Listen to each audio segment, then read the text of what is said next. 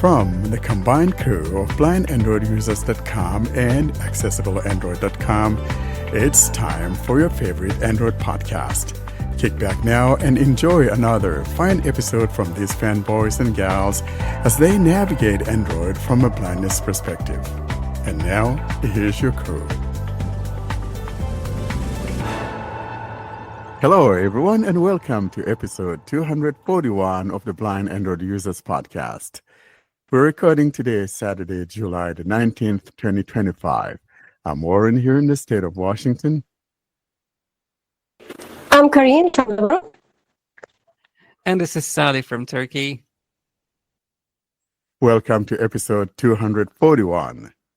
Coming up in this episode, we have the following lineup. Announcements. That is followed by the Android Basics, where we talk about the relevance of cache readers. That then is followed by the Spotlight, where we talk about some of the new happenings with Google Gemini and the QPR1 Beta 3. That is followed by the App of the Week. And today we're talking about the silencer, something that silences those unknown calls. Don't bother my baby, Karine. That is then followed by the CSR segment, where we talk about something new that has been introduced and is not found in the other version. And to close today's episode is the tip of the week, where John talks about what Gemini can do on your watch. That's what we have coming up in this episode. For our well-checked being, Sally, let's talk about what's going on there in Istanbul. No, not Istanbul, Samsung City. What's going on with you? Well, everything is good here, but it's very hot these days. It's over 30. And yeah, since you said Istanbul, I'll be there next week, so we'll see what happens. That will be a good time. Like everybody's telling me these days, it's really even more hot over there, so I really don't know what to do. Probably go with an umbrella to protect myself from the sun. Other than that, yeah, but you'll be in a hotel or whatever, nice air conditioning, that good stuff. Yeah, obviously. How are you? I'm doing okay. So my wife had her last surgery this Thursday. Of course, we were talking about an eye surgery here. Some cataracts had been growing for the past few years, and she's been wanting to do it, but we just never really got to it because insurance companies just wanted to just keep getting glasses, and every year is a different glasses, and you pay like $600, $700, $800, and so we just decided, hey, we're just gonna have this thing taken care of so that she doesn't need glasses anymore. It's expensive, and the insurance doesn't want to do that. I'm like, you know what? Let's just do what we can, and so that's what we did. And so the first one was June 19th, and the last one was July 17th. So it is good, and we thank God everything went well. As for getting hot, it's kind of up and down here. A few days and you're kind of hot, a few days you're kind of cooling down, and it's just been up and down. Karine, how about you?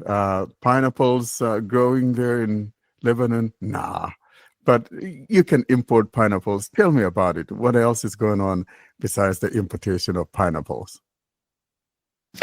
Well, first, I want to say it's great to hear that the surgery went well, and I hope that there will be no complications and everything will be always great. And regarding here, actually, no pineapples, only watermelons. It's the time of watermelons with cheese, as we said with last cheese, week. That's right. Yeah, that's right. Of course.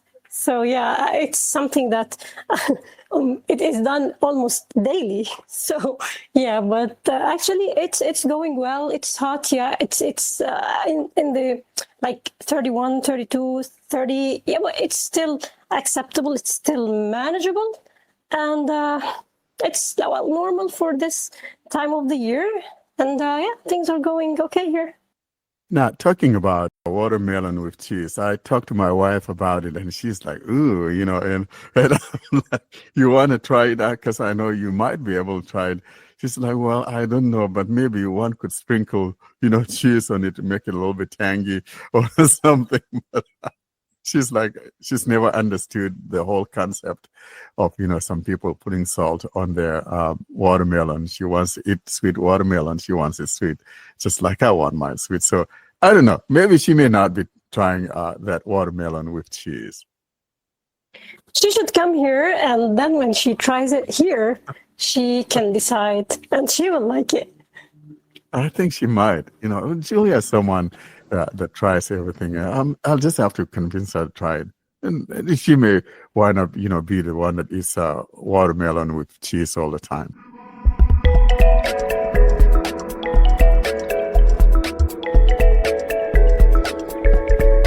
And now, the announcement segment.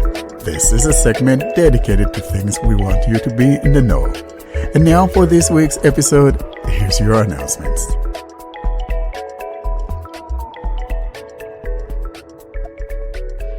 So let's get down to the business. Do we have any announcements today, guys? We do have an announcement, and that announcement has to do with our next week's episode. Next week is going to be our third open listener session that we're asking everyone to come and join us. And we're planning on this to be one of the biggest ones. So guys, don't let us down. We want you to come on and be part of it. And I'm also going to be asking some developers to come on.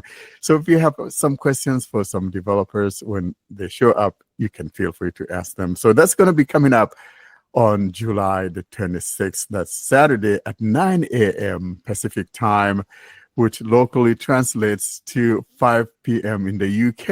And Sally, in your neck of the woods, that's what? Tell us what time that is. It's going to be 7 p.m. for the GMT plus 3 in like Turkey and Greece and Estonia, Finland, in those countries. And it's going to be like 9:30 in India. So whatever time that, guys, just set your alarm and come join us for the listener session. You're invited no matter where you're from. Thank you, Sally, for all of that time, announcements. So if you're in India, it's 9:30 in the evening. If you're in like the Middle East, it's probably maybe 7 or 8 o'clock. Karen, what time would that be in most Middle East countries? Well, here in Lebanon, it's 7 p.m., like Turkey. Also, I know the UAE, it will be at 8 p.m. I don't know. How about countries. Egypt? I don't know. I think actually, it's 6 p.m. in Egypt, or is it 7? One of those things. Yeah, I know only Saudi Arabia, which is like us also, 7, and UAE, as I told you, 8. So Yeah, people can just, exactly. base their... It's going to be the same in Egypt. And if you're in the Central Europe, it's going to be 6 p.m. So if you're in Germany, if you're in Austria, if you're in Belgium, Holland, you're going to be at 6 p.m. Yeah, so we're looking forward to seeing you guys on that Saturday, July the 26th. And now, the Android Basics segment. This is a segment where we discuss the things that power your device from behind the scenes. And now, here's this week's episode, Android Basics. Let's move now to Android Basics. And in today's episode, we're going to talking about the cache readers. So do we really need cache readers in these days? Are people already using digital payments and no cash in their hands? So let's start the discussion, and Warren, give us your opinion, and let's start. Well, Karen, this is a very important subject matter. There are some classes of apps that sometimes we kind of wonder, with all of the AI and all of that, whether these things are necessary, guys. And so cache readers are one of those things. And the reason why I'm talking about this is because, for cache readers, the process of building these cache readers is kind of a little bit hefty, in the sense that it takes a lot for the developer to get all the modules for the different currencies and all of that. While with an AI, I could just say, Gemini, hey, what's in front of me, and it will tell me what it is. Even Lookout text reading mode will even tell you what it is.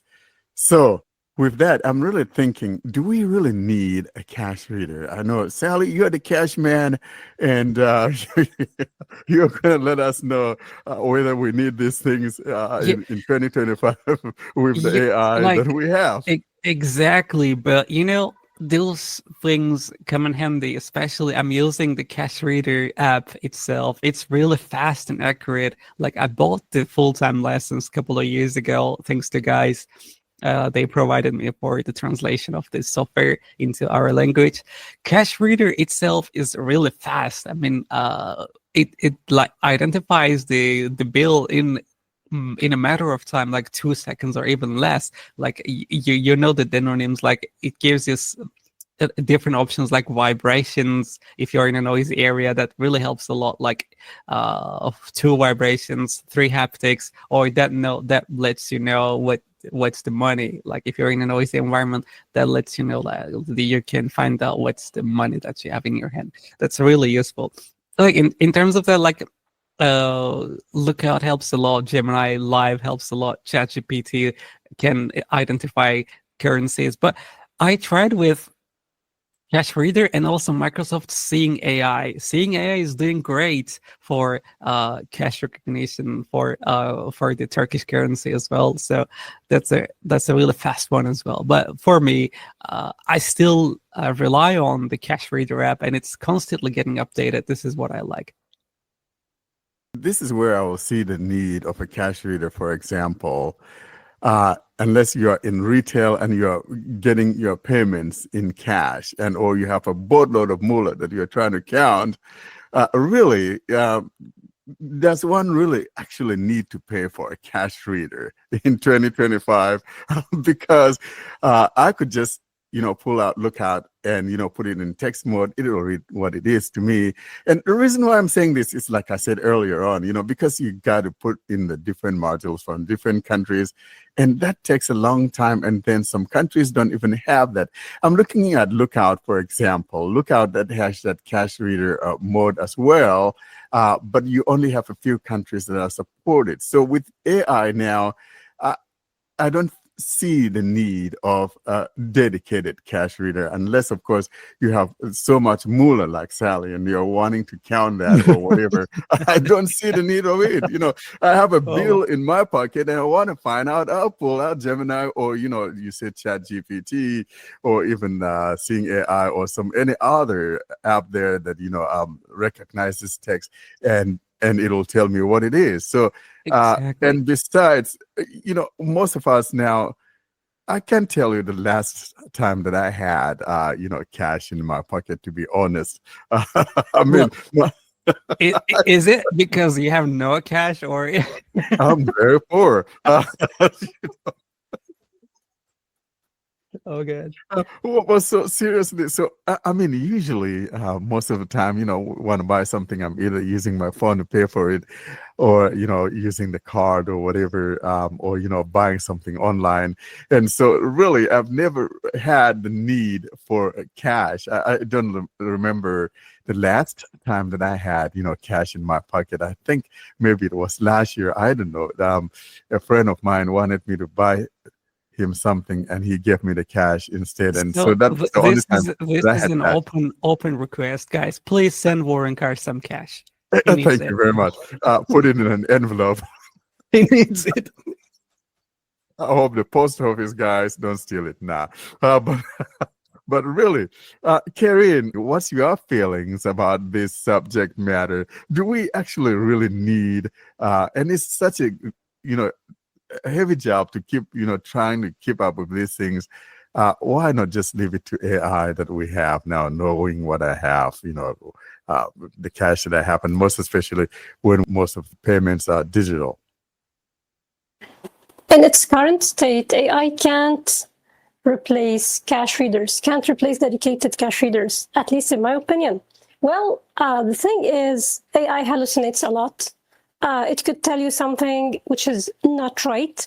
It could just pretend that this is this bill, whereas it's something else.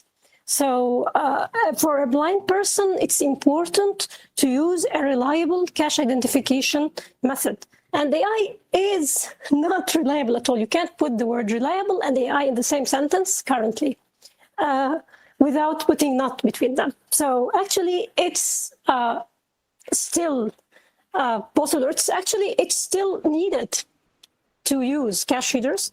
And I'm glad that we have the cash reader app because it supports so many currencies, including my own currency, which is not supported by other cash reading features like in Lookout and I think in Seeing AI. Actually, it's the first time that I know that Seeing AI has a cash reading functionality because I even... Yeah, exactly. Is doing it so fast, like as fast as the cash reader. Yeah, but we are talking about fewer currencies. So compared to cash reader, which is the dedicated app to money identification, I can say that it won't be compared to cash reader at all. Well, the guys did a great job. I mean, the cash reader guys, they support currencies. They just try to make the app as accurate as it could be, as accurate as possible, and they always keep updating the app. So when there is a new bill in a currency, they just try to update quickly. So always the app is updated, the currencies are updated. So, and the app is always updated. It's frequently getting new versions. So as I said, I think it's something that I personally can't imagine my phone without the cash reader app. Well, here things are different. Warren is looking at things from his point of view as a person who is living in a country where cash is no longer something that you will carry with you, and you will just pay with the card, and you can just even transfer money between bank accounts, it's something very simple there. Here, cash is still the main method, let's say, to pay things. So even the cash on delivery, when we purchase something online, it's something it's always the case. You can just use cash on delivery because many people don't even have cards. Some people don't have bank accounts. And also the problems with our banks here because the crises led to serious troubles with banks and with money transfers. There were a lot of restrictions. So yeah, people use cash a lot. So for a blind person who lives in a country similar to mine, cash reader applications are really important. And Warren mentioned the text detection. Well, text detection can't be used in the place of a cash reading app because actually when the app detects the text and the blind person is putting the bill in front of the app, let's imagine that this blind person didn't put it right. So it just read a certain portion of the text. So for example, instead of reading 10, it read the 1 only. So this will lead to misidentification. And, a blind person doesn't want to be put in such problems. So I really think that everyone who uses cash should get the cash reader application. And it's likely that your currency will be included or it's already included because, there are tons of currencies available in this wonderful application. Yeah, it's more than 50 as far as I know up to today. But how Cash Reader works is that it's on its database.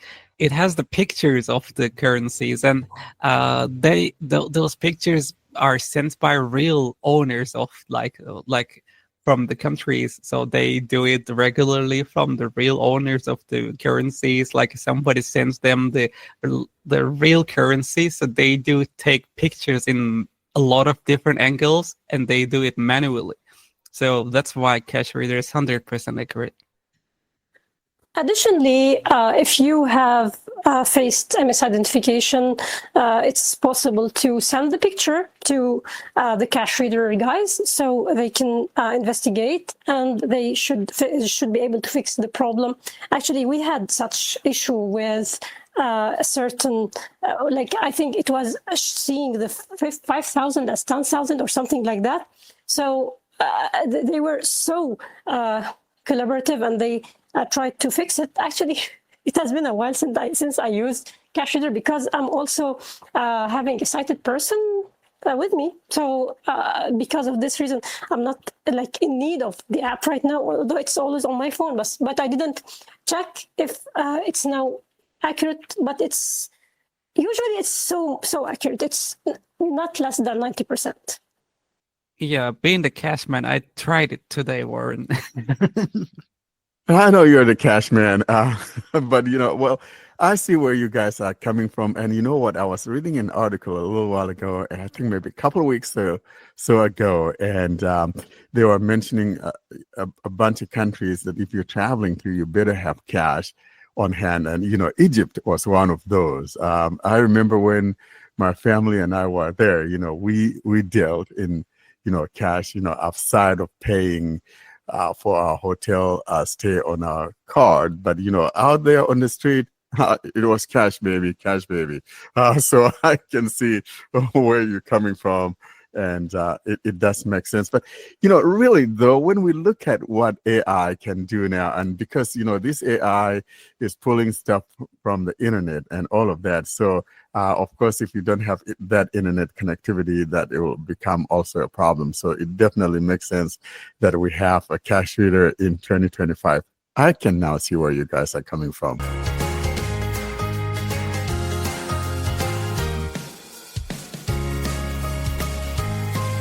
Welcome to the Spotlight segment. This is a segment dedicated to interviews with developers or interesting happenings in the world of Android. And now for this week's episode, here's your Spotlight. Now let's drag along and move on to our next segment, and we're talking about the Spotlight, and that's where we're spotlighting what is happening with Google and the QPR and some new changes that have come to Gemini. In other words, the week of July the 13th saw a lot of happenings, and we're going to highlight some of these. And so here are the 9 items that came with QPR 1 Beta 3, which is the final one. So if you don't want to be rolled into the next phase, for example, if you have a Pixel phone, the final beta is that Beta 3.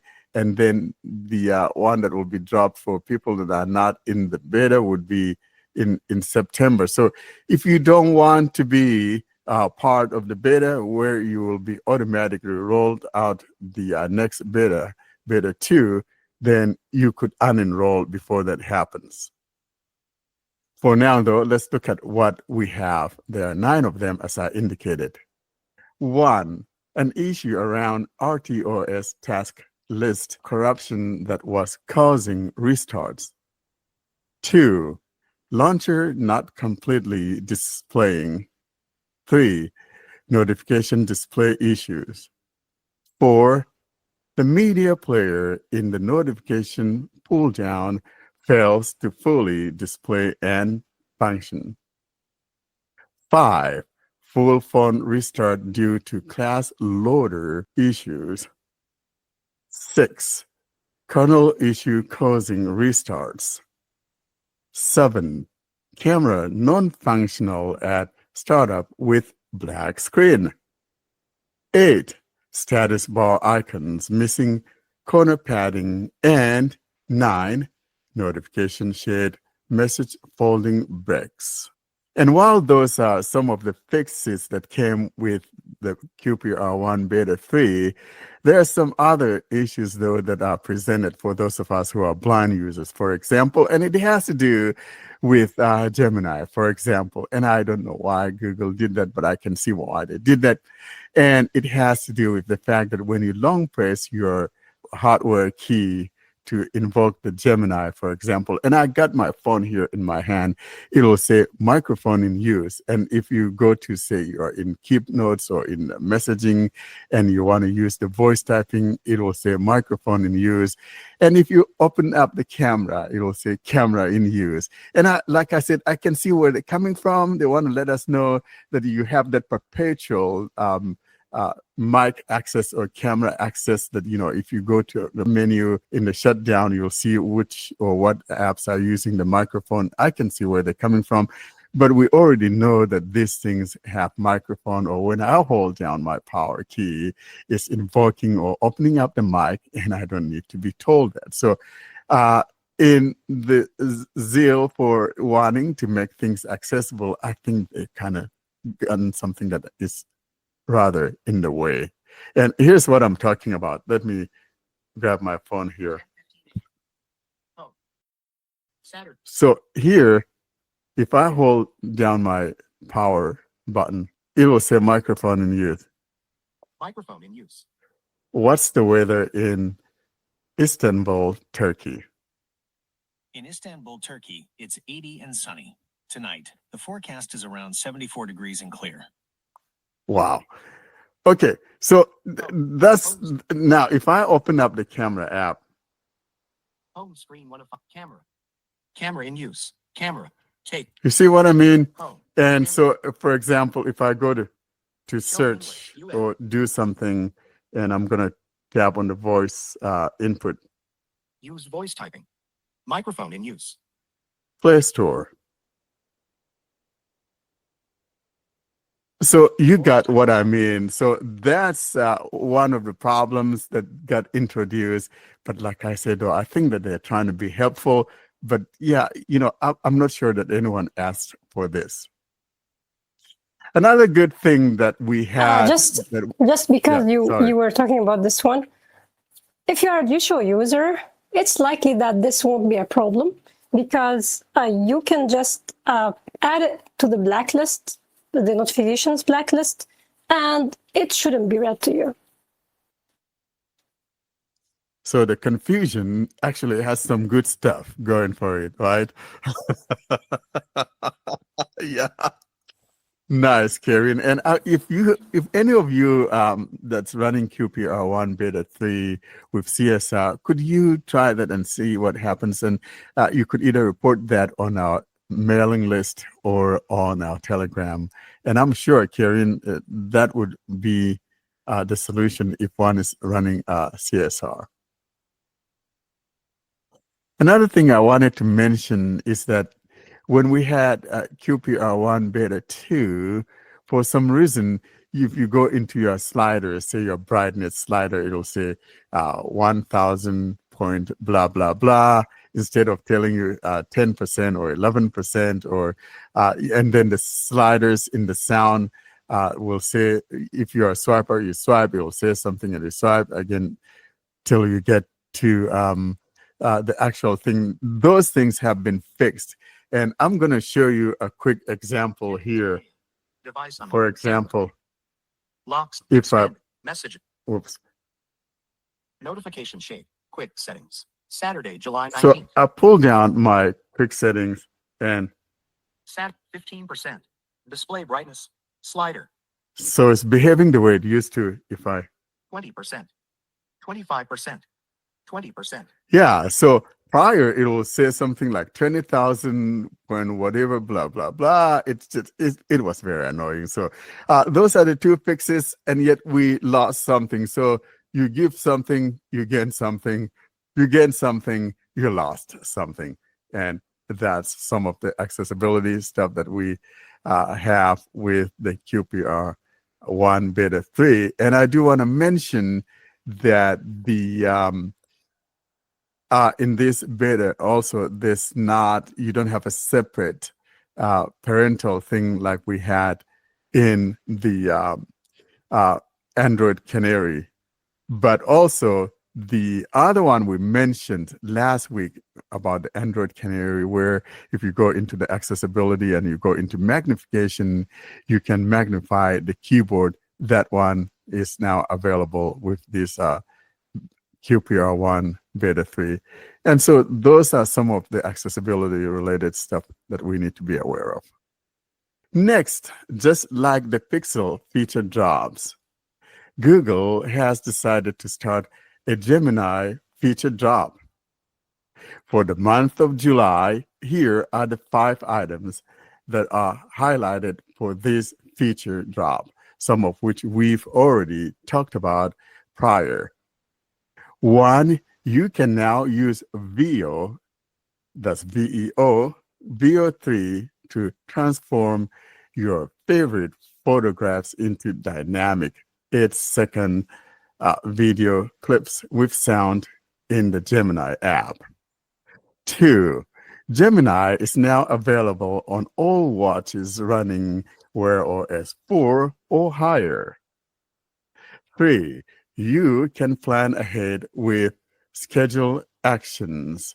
Thus, you can ask Gemini to provide a summary of your calendar and unread emails every morning when you wake up, for example. 3. Gemini 2.5 Pro, our most intelligent model, is now better at coding science and reasoning and multimodal benchmarks. And 5, we brought captions to Gemini Live, a highly requested feature so you can read along as you have a conversation with Gemini. To this effect, there's now a dedicated web page where you can track these Gemini Feature-drops changes from the https gemini.google/latest-news/#drops. Last but not the least, the Google Linux Terminal app, which was introduced as part of the third beta of Android 16 in March, making it possible to run full-fledged Linux programs in a virtual machine on a Pixel device that qualifies for Android 16, has now been made available to the Galaxy S7 Flip, that's a Z Flip, that runs on the Exynos powered chip, but not for the Z Fold 7. And I think that could be owed to the fact that the required non-protected virtual machine, something that is supported on the Exynos powered chip, is not on that Qualcomm powered chip. And so the Snapdragon powered Z Fold 7 does not have that, while your Z Flip has the ability to run that. And that's the only Android phone that supports that outside of using a Pixel. And I'm hoping that somehow maybe some other ones will have it too. Maybe they will figure a way of making these things possible for other Android phones to have it other than the Pixel phone and the Exynos powered Samsung phones. Guys, what are your thoughts about this? Is that I'm not a Linux guy, and so it really doesn't matter to me, but I know we have a lot of blind folks that like Linux and would like to be able to do some of these things on their phone. Karen, do you mess with Linux at all, or you're like me, you're not quite into Linux? No, the last time I checked Linux was maybe 10 years ago.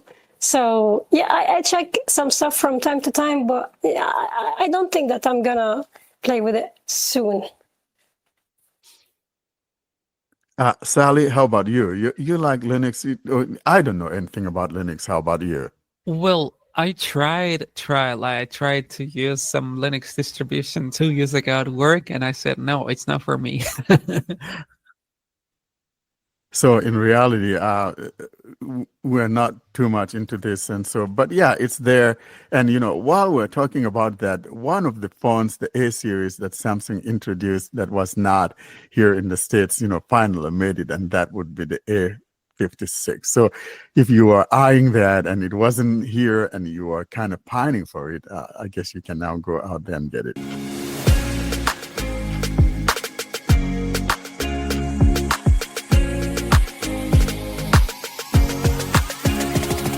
Up next is the App of the Week segment.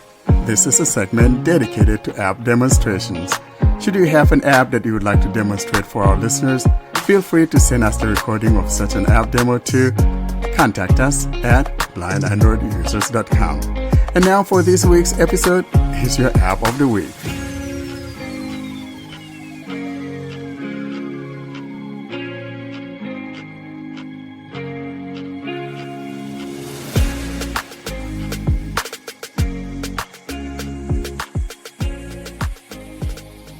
And we continue with the app of the week. Here is Warren Carr talking about the app.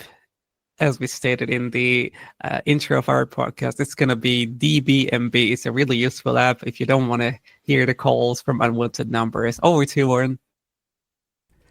Hi, Warren here for Blind Android Users Podcast. And as we continue with our App of the Week series for episode 241, I'll be demonstrating an app simply called DBMB. Delta Bravo Mike Bravo. In Warren's translation, this translates to Don't Bother My Baby, Karin. Now, in all seriousness, DBMB is not a call blocker, it's not a spam blocker. However, it's basically silencing calls or contacts that you do not have in your contacts. In other words, DBMB is not necessarily a spam blocker, rather it's a silencer. In other words, if you get calls from numbers that you do not have or contacts that do not exist in your contact list, those phones are not going to be rang aloud for you to hear. They will be silenced. For today's demonstration, I'll be utilizing my S23 Plus running One UI 7 in Android Accessibility Suite 15.1. I am on the play page of DBMB and will navigate to that description and will listen to its description. And there afterwards, I'll come back and tap on the install and let's get started. Here is the description of the app. About this app. Heading. Google Play Store. DBMB mute spam and unknown calls. Details. Silence unknown calls. Stay available for who matters. No distractions. Your phone rings. An unknown number. Again, you're focused, present, but the moment breaks noise you didn't ask for. DBMB restores silence, and the core feature, muting unknown calls, is completely free. What it does, silences unknown and anonymous calls. No ringing, no alerts, no pop-ups. Missed calls stay visible in your log. One-tap activation or deactivation. Lightweight, private, invisible. No filters, no guessing, no noise. DBMB doesn't block calls. It doesn't analyze, predict, or filter. It simply mutes any number you haven't saved. Only trusted contacts make your phone ring. Why DBMB? Other apps rely on cloud databases, crowdsourced ratings, or AI. They try to identify spam. DBMB doesn't try. It solves the problem at the root. If you didn't choose the caller, the phone stays silent. No accounts, no ads, no tracking. Just peace by design. DBMB Pro for those who want more. Unlock advanced tools. Extended log of silenced calls. Trusted prefixes and custom rules. Regex. Anonymous call counter. Option to notify on repeated unknown calls. Full control always available. One-time purchase. No subscription. DBMB protects your time. Your attention is not for sale. Note, on some Android devices, silenced calls may appear full screen without an answer button. This is expected Android system behavior. App info. Version 1.1.0. Updated on July 15, 2025. Downloads. 1,000 plus downloads. Download size. 3.32 megabytes. Required OS. Android 11 and up. In-app purchases. $3.99 per item. Offered by Manthia Labs. Released on June 8, 2025. And that's both the description and the history of the app. As you can see, this is a very young app. I'll now navigate my way back though to that installation page and let's tap on Install. Play Store. Install. Button. Verified by Play Protect. Pending. Navigate up. Button. DBMB mute spam and unknown calls. 1%, 8%, 9%, 100%. Installing. Shortcut to DBMB added on home screen. We're done with the installation and I'll now tap on Open. Button. Open. DBMB. Welcome to DBMB. The first thing we heard was welcome to DBMB, and moving on down, though we don't have any buttons near the top or anything of the sort, so I'm just going to move down from here. DBMB is free to use. It silences unknown calls with one tap. No tracking, no ads, just peace. And moving on down, across the bottom of the phone is Next button. We're now on page 2.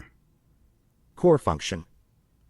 And below that, DBMB silences unknown numbers automatically. No rings, no distractions, just peace. below that across the bottom, Next button.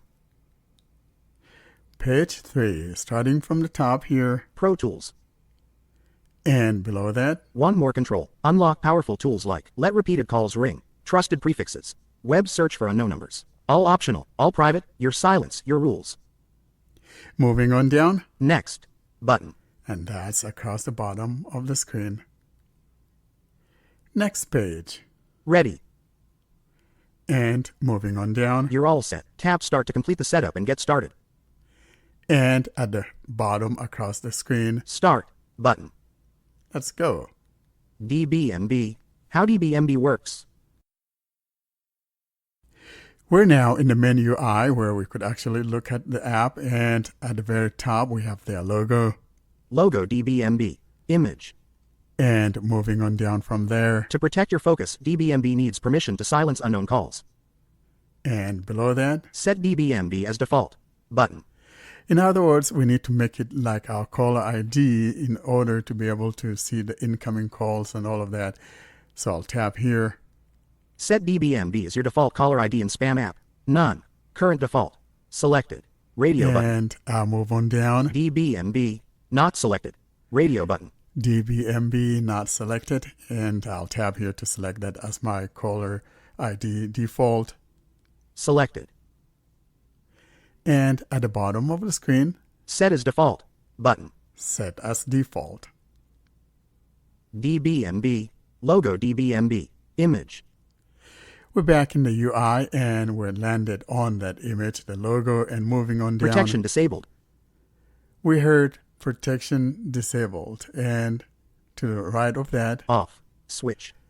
this is an on-off switch. In other words, if you want that protection, you turn this on. We'll come back to it, but if you turn it on, here are the things you'll be allowing as a result of turning that switch on.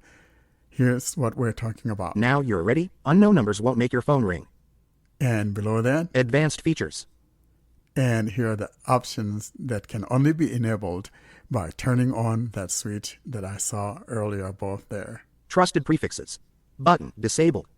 It's disabled because we haven't turned that switch at the top on. Next. Ring on repeated calls. Button disabled. Next. Call silence log. Button disabled. And last button at the bottom of the screen. How DBMB works. Now let's go back though and turn on that switch there for the protection, and these things will be enabled. Protection disabled. Off. Switch. And I'm going to tap on that to turn it on. On. And now let's look at these items that were earlier disabled. Trusted prefixes. Button. That is enabled. Ring on repeated calls. Button. Now, if you tap on any of these, for example, it will then take you to where you could configure them as to how you want them to be. In other words, for example, Ring on repeated calls. Button. in other words, if I want that repeated caller to be let through, then I go in here and say, if you calls X number of times, just let them through. And if you tap on either of these, you'll be taken to the page where you could purchase that one-time payment of $3.99. It's not a subscription, and many people these days are now making things subscription-based, and I like these guys because this is a one-time payment. Here's what I'm talking about. Dialog. Upgrade to DBMB Pro. Take control of your phone like never before. Trusted contacts always ring. Ring on repeated calls. Access a detailed silent calls log. One-time payment. No ads. No tracking. Just peace. No accounts needed, none of that crap. Now below that on the left, we got, Close. Button. and to the right of that, Unlock DBMB Pro. Button. and if you tap on this, it'll take you to the Play Store, for example. DBMB Pro. DBMB mute spam and unknown calls. Current price $3.99 plus tax. Google Play Store. Google Play. There you have it. And that would conclude this demonstration of the DBMB Don't Bother Me Bro, or Don't Bother My Baby carrying That's the Warren's translation. Thanks for listening to the demonstration of DBMB. And that's it. Thank you so much, Sally, for that. And yeah, I call it "Don't Bother My Baby," Karen. Karen, if someone's trying to bother you, tell them I say don't bother you. But that's Well, what I have DBMB is. you. I have you to protect me and your recommended apps. So, but I'm not gonna use it because SCR actually contains this feature. As far I remember, I think it has it. Anyway, but for me, I don't think that I'll ever, at least now, do silence calls because, I mean, sometimes someone who is not in your contacts list might need to call you for a reason. So having the call like not ring, it's not something that I personally think is a good thing to do. I know that you guys face the issue of a lot of spam calls and advertisement stuff and things. Until now, here things are quieter, so we usually don't need to deal much with this. Maybe because also, actually, we're not the country that scammers could care for because of the financial state. And yeah, so I think this is something good for us. Yeah, because a lot of people call here, all the time. We get calls, and it's so annoying.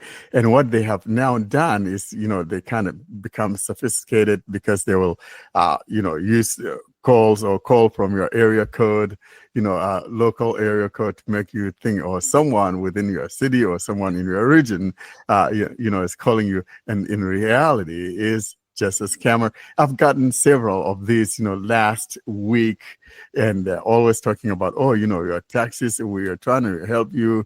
The government is trying to do this and all of that. And, there are some people out there that fall for this nonsense. And so I can see the usefulness of this. I don't want to be bothered by unneeded calls. It's absolutely annoying, downright annoying. So I'm actually buying the paid version for $4. Exactly that. Warren, I found it quite useful since I'm part of some of the groups and I'm managing some of the groups on WhatsApp and other parts. So people see my number and they call me. So I have a setting to turn it on to silence unknown calls, and they're not in my contact list. So I'm glad to have it on and regular phone calls. So if I get any phone call, it's not in my contact list. Like, I don't pick it up, but I don't want to hear when they call me. That's a great one, I guess. Yeah, and the whole idea is not a spam blocker, and this is what a spam blocker should be doing. You're blocking me from spam, but you're letting it ring through. That is so annoying to me. So, goodness, I can't sing enough praises of this app because the call will be there. But if you want to see those silent calls, you can look it up in the log and see which it is. And of course, that depends on the fact that you have to buy the paid version. But there are no ads, and it's very simplistic. It's very clean. No accessibility issues. And I think the guy was great for doing that. Thinking of those of us, with disability needs and making it accessible to the screen reader. I don't observe any problems in the UI as you hear in the demo. So I like this DBMB. Don't bother me, bro. Don't bother my baby.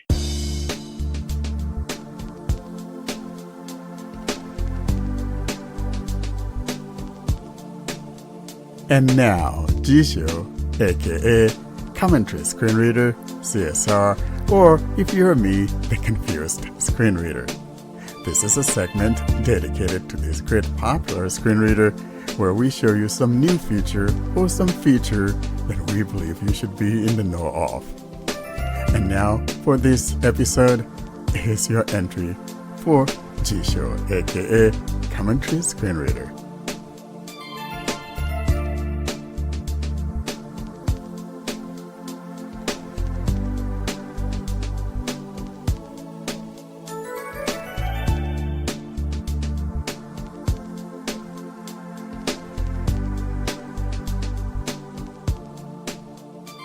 Well, let's move on to our next segment, and we're talking about the CSR. There's some new things in the CSR, the Confused Screen Reader, aka Jieshuo or Joshua, according to my late friend Austin. And Karine, tell us what's new, some of the new stuff or some new feature that has been introduced in the CSR, and whether this feature is available in both the international and the Chinese version. To people who say that Jieshuo is confusing, I'm giving you a new proof that it is really confusing. Well, what happened yesterday in yesterday's version, beta version, was the introduction of a new version of Jieshuo, which is actually a part of the Jieshuo Plus. So we have, for people who don't know, we have the Plus and the Lite version. The Plus includes OCR offline OCR engine, and TTS engines like eSpeak. Those aren't available in the Lite version for people who prefer the like a smaller sized version. But now we have the Jieshuo Max, which is if you update from Jieshuo, like if you have the Jieshuo Plus and you update, it will be replacing your Jieshuo Plus. So it will be an update, not a separate version. But the idea of the Jieshuo Max is one thing. It's just having one different thing, or the difference between Jieshuo Max and the regular Jieshuo Plus is the offline OCR. So we had an issue which started, I think in June, maybe at the end of June. So what happened is that the contract between the developer of Jieshuo and the Tencent services for which was giving or providing the OCR stuff had ended, and there was no renewal of the contract. And this engine was very important for us who don't use English, who don't use Chinese. Because the OCR engine was so much, like it was supporting a lot of languages, and we lost this. So, and the offline OCR engine didn't support many languages, including Arabic, my own language. So the solution that the developer of Jieshuo came with is a new offline engine that supports many languages, many more languages compared to the other offline engine available in Jieshuo.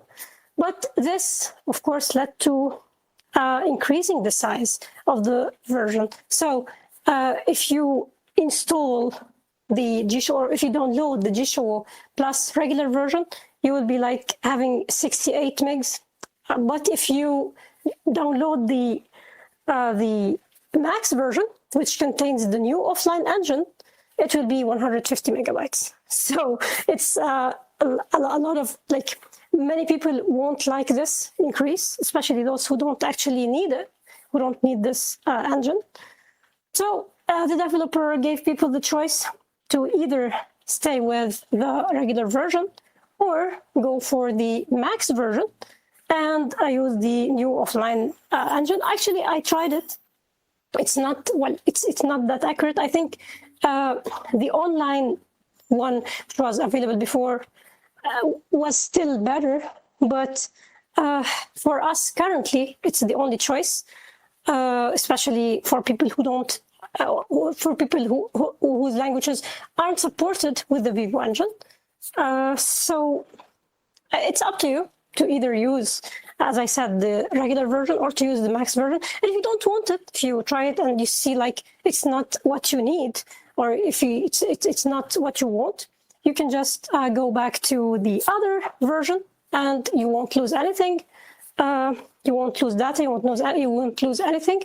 So yeah, it's good. It's just, I think it's good not to implement or not to include this OCR engine in the regular version and to have it like in its own version. It's better, I think.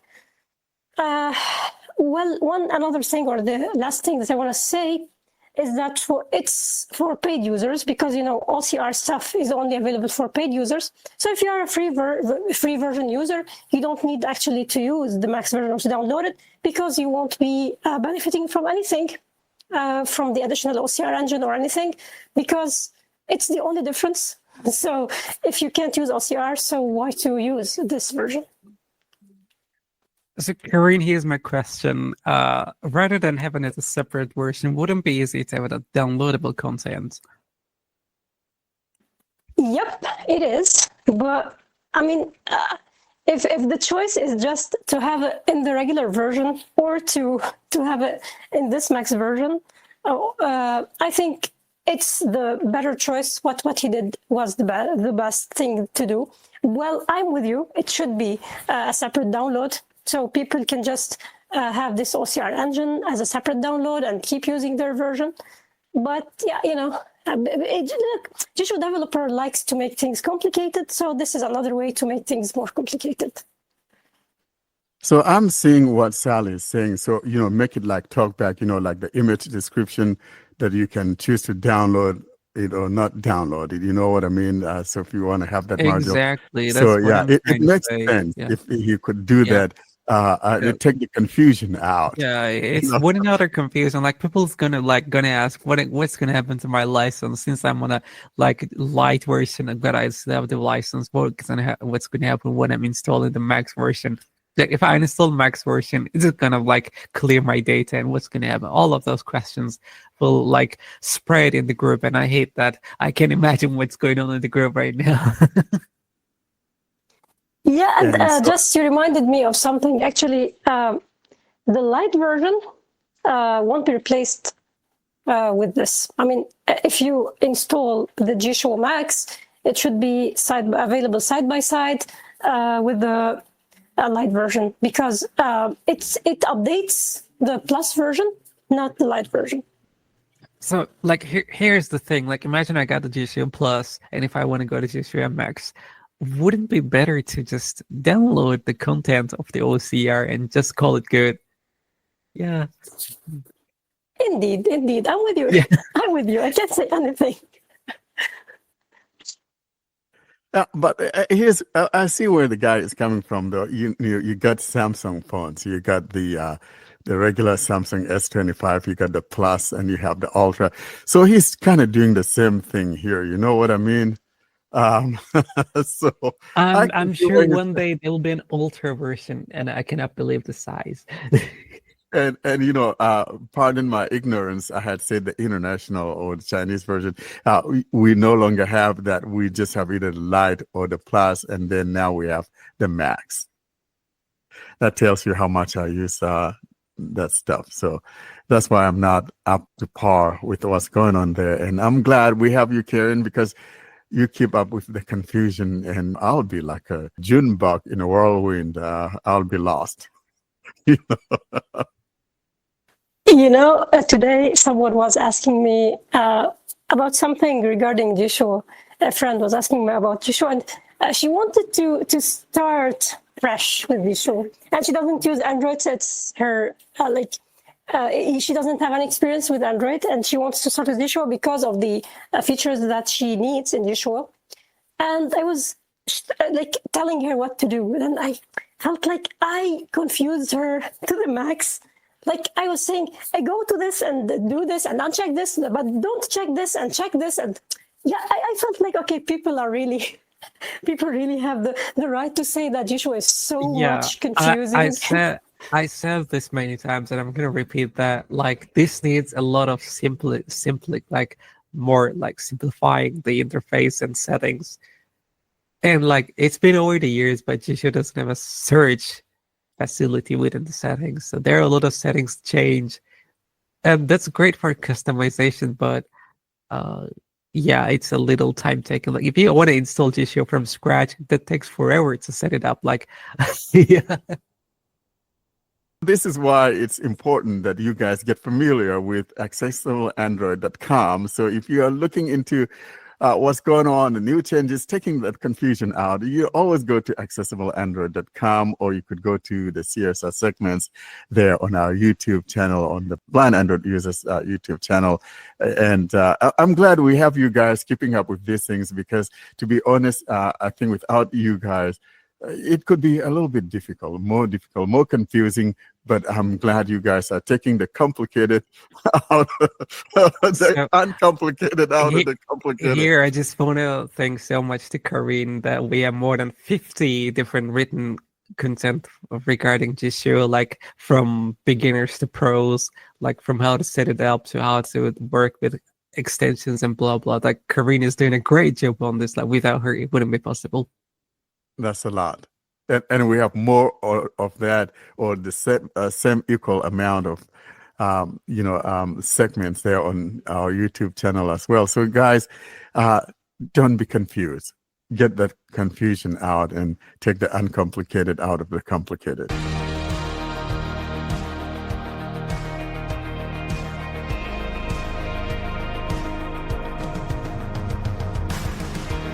Coming up is our Tip of the Week segment. This is a segment where we show you a trick or two on how to use a certain feature on your phone or any given app. If you have a tip that you would like to share with our listeners, feel free to send us such a tip to contact us at blindandroidusers.com. And now for this week's episode, here's your Tip of the Week.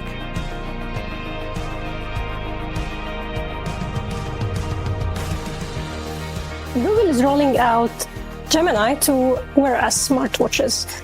And for this episode's Tip of the Week, John is going to talk about Gemini on the smartwatches, how to use it, and what to expect from it when it reaches your device. Hi, today I'm going to be demonstrating Gemini on an Android watch. Google just recently rolled this out, or is in the process of rolling this out, to any watch running WearOS 4.0 or greater, I believe. I'll be demonstrating it on my Galaxy Watch 7. This is not going to be so much of a setup process or anything, because this is something that just happens automatically. If you have Google Assistant on the watch, that app will update to become Gemini. This is just going to be more of a demonstration of the type of things that it can do. Because when I first started using it, I was worried it would be a dumbed down version of Gemini, and as far as I can tell, it's full-blown Gemini. So I just wanted to show you the types of things you can now do from your watch without having to take your phone out of your pocket. Now you can set up the magic word OKG, which I won't say in this recording, but I don't have mine enabled because I have other devices that I use that word with. So the other method is to long press the home key, which I have that set to be Gemini at the moment. So I'm going to, just so you can get an idea of how quickly it brings it up and starts listening, I'm going to let you know, I'm going to say now when I press the key the first time, and then you'll know when it vibrates to let me know I can start talking, because I've started talking. So first I'll just ask it the weather. I'm going to press the button now. What's the weather? In Chesapeake, it's 85 and mostly cloudy. Today, it'll be mostly cloudy, with a high of 91 and a low of 79. So that was pretty quick. I mean, the watch screen was off. I just pressed the key and asked the question once I felt the vibration. You can ask basically anything you want now that it's Gemini rather than Google Assistant. I'll give you a couple of examples of things I might do when I just want a quick answer to something. What is the NVDA keyboard shortcut to change my synthesizer? You're likely referring to the NVDA Screen Reader, which is often used by blind individuals. To change the synthesizer in NVDA, press NVDA key plus Control plus S. This opens the speech settings where you can select a different synthesizer. So, kind of long-winded, but I got my answer. I'll do a couple more examples of quick questions. How do you spell connoisseur? CONNOISSEUR. What is the difference between effect with an A and effect with an E? Affect, with an A, is usually a verb, meaning to influence or impact. Effect, with an E, is usually a noun, meaning the result or outcome. Now, I don't know if you noticed it, but I do have TalkBack turned on, and it did start to say something before her answer, but the good thing is she cut it off as soon as she started talking, so it's not, at least on the Galaxy Watch, I don't know how it is on the Pixel Watch, but at least on the Galaxy Watch, it's not going to talk over the screen reader. It silences it, which I like. Now, because this is Gemini, it has access to your Gmail, so you can ask questions like, search my inbox and see if you can find that promo code for the Pixel Watch. Now, this one might take a little while because it's going to search the inbox, but it should be thinking.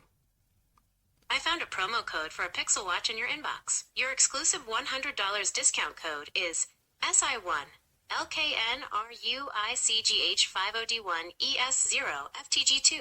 This code allows you to get the Pixel Watch 2 for as low as $249.99, or the Pixel Watch for as low as $179.99. The offer expires on July 6th, 2024, at 11:59 p.m. Pacific Time.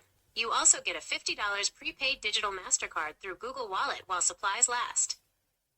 So as you can see, it's an old email, but it found it. It can also search the web for quick answers to things like, let me ask this. Can you look on Samsung's US website and let me know what the trade-in value is for a Galaxy Watch 7 toward a Galaxy Watch 8?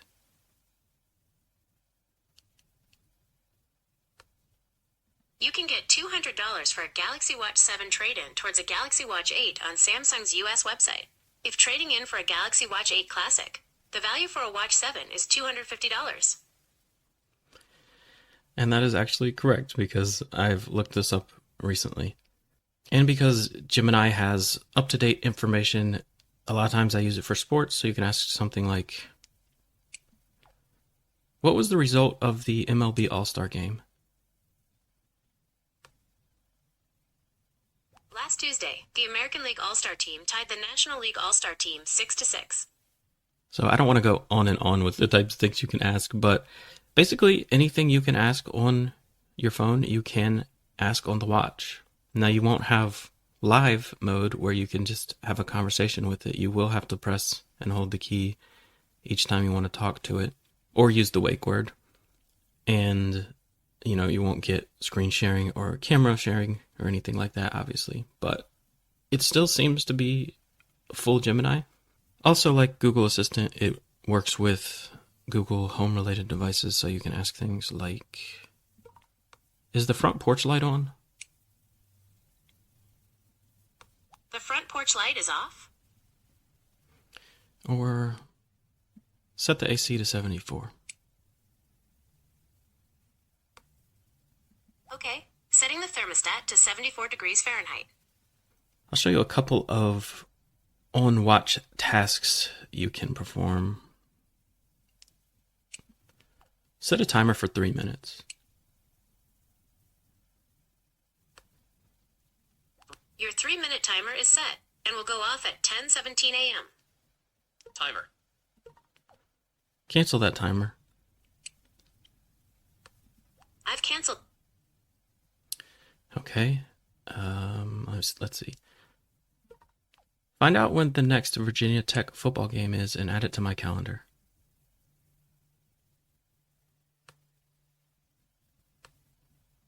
I've added the Virginia Tech versus South Carolina football game to your calendar for Sunday, August 31st, 2025, at 3 p.m. Eastern Daylight Saving Time at Mercedes-Benz Stadium in Atlanta, Georgia. So obviously you can make calls and send messages, but you can now do them in a way that's a little more natural. I'll give you an example. Let my wife know that I'm thinking about her and I hope she's having a good day, and add a couple of emojis, maybe a heart and a bouquet of flowers. Got it. Message to Ashley Dyer saying, I'm thinking about you, and I hope you're having a good day. Ready to send it? Yes. Sending it now. Google Digital Assistant on left, messages on right. Message sent. Messages.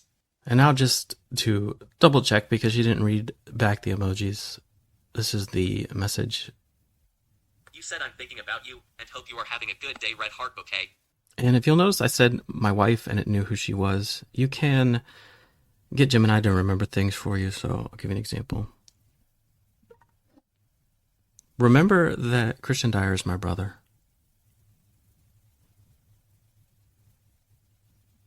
Okay, I'll remember that. You can always ask me to forget things, or manage what I've saved for you on the saved info page. So now if I say, let my brother know I'm on the way, she'll send him a message because she knows what contact he is. Now, just to demonstrate that you could still do it the old way if you want to say your exact message with punctuation and everything, that still works. So I'll give you an example. Send Warren Carr a message saying, I hope everything is going all right, period. I am recording the demo of Gemini on the watch right now, period. Sure. Message to Warren Carr saying, I hope everything is going all right. I am recording the demo of Gemini on the watch right now. Ready to send it? Yes. Sending it now. Message sent. Messages. And now I'm back in the Messages app again.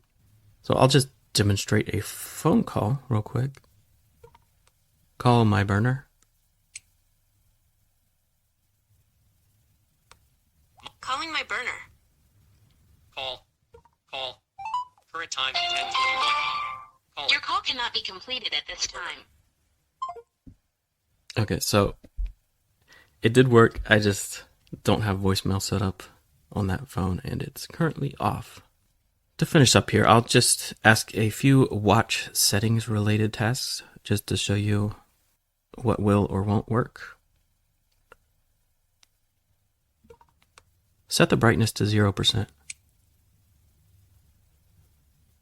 I can't adjust the brightness yet, but I've opened the brightness settings page for you. Brightness. 0% brightness slider. Okay, so close enough, right? Turn off Do Not Disturb. I can't help with that, but you should be able to make the change in settings. So that does not work. Let me see.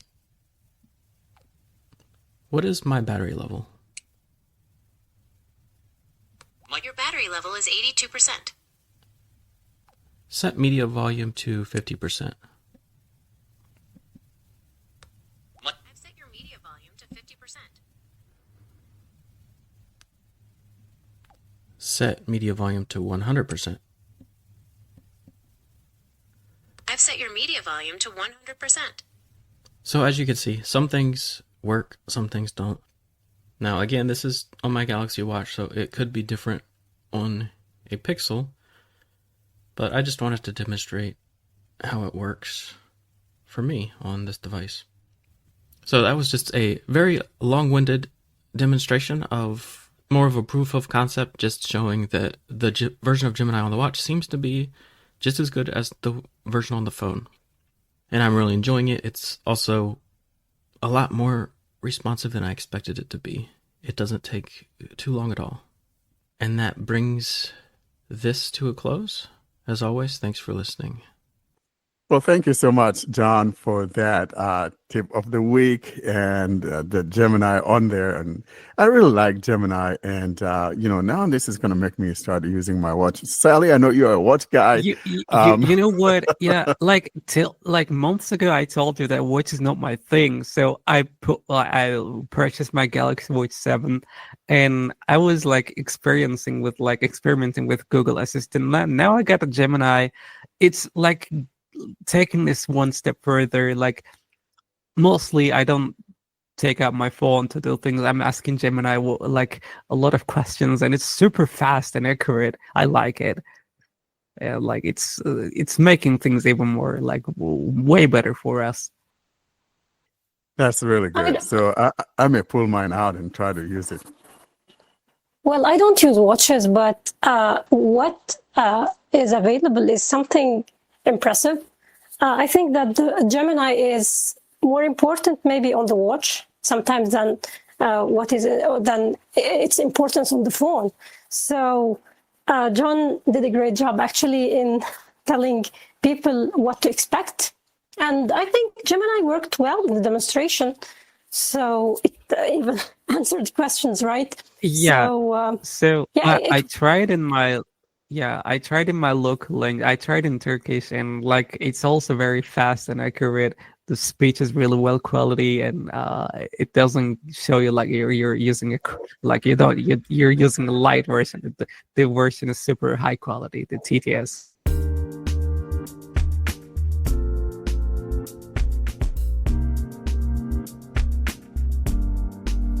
All good things must end. Thus, it's curtain drawing time, bringing us to the close of this week's episode. Coming up, though, we give you information on how to get hold of us.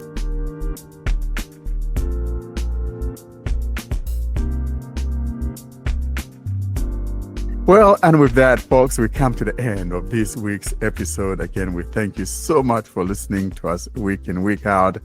As always, though, we have information on how you can get hold of us. And John standing by, even though he's not here today and having that wonderful party out there for his niece. John, how can people get hold of us? To contact us, simply send an email to contactus@blindandroidusers.com. If you'd prefer, you can leave a voicemail by calling +1 307 202 9797. You can join our mailing list by sending a blank email to blindandroidusers+subscribe@groups.io. You can join our Facebook and Telegram groups or subscribe to our YouTube channel using the links in the podcast show notes or YouTube video description. And you can find all of this information and more at our website, blindandroidusers.com. Thank you so much for that, John. And with that, folks, we come to the end of this week's episode. From me, I want to say goodbye. And don't forget, next week, guys, is your week. We want you all to come in and simply party with us. From me, it's goodbye and have a great week. Till we see you next week. see you next week. Goodbye. See you all next week. Goodbye.